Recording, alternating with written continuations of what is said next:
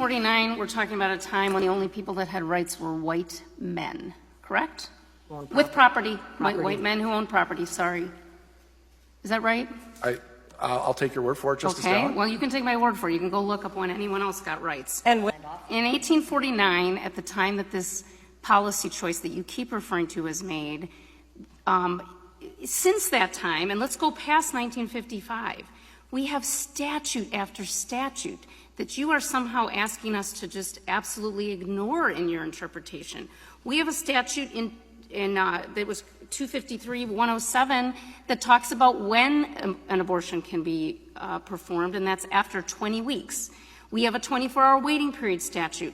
We have informed consent provisions. We have a ban of what they label to be partial birth abortion. We have a requirement about what a physician has to do in terms of admitting privileges.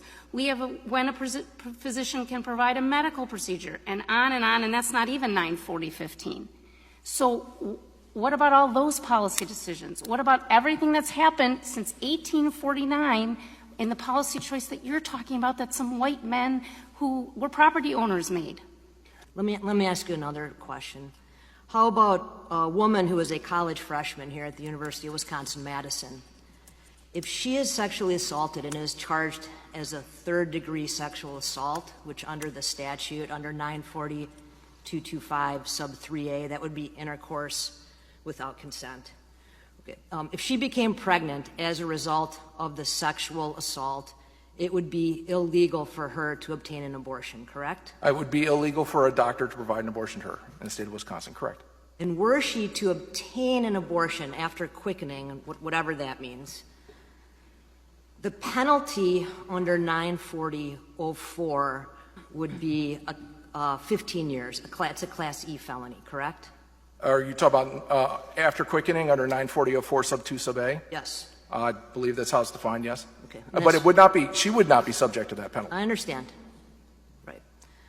If her assaulter is charged under 940.225 sub 3 sub A, which is a third-degree sexual assault, he would be facing a 10-year maximum imprisonment because that would be a Class G felony.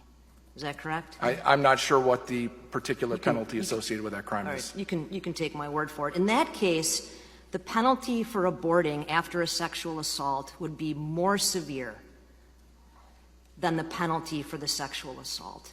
And the local elected officials, amici, cite an article from the Journal of the American Medical Association that estimates that 65,000 pregnancies have been caused by rape in the 14 states that outlawed abortion after Dobbs. So the scenario is far from speculative.